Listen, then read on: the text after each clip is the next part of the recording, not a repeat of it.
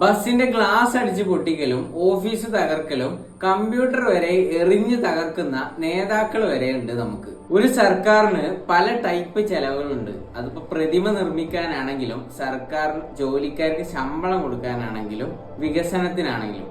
എന്നാൽ അധികം ആരും അറിയാത്ത കുറച്ച് ചെലവുകളുണ്ട്. ഇന്ത്യൻ റെയിൽവേയിൽ മാത്രം സ്റ്റേഷനുകളും ബോഗികളും വൃത്തിയാക്കാന് വർഷവും 1000 കോടി രൂപയാണ് സർക്കാരിന് ചെലവ് വരുന്നത്. അതും ഈ പാൻ മസാല ഗുഡ്ക തുപ്പല് കാരണം. പൊതു സ്വത്തിലെ നാശങ്ങൾ പരിഹരിക്കാനായിട്ട് സർക്കാർ ഓരോ വർഷവും ചെലവാക്കുന്നത് 10,000 കോടികളാണ്.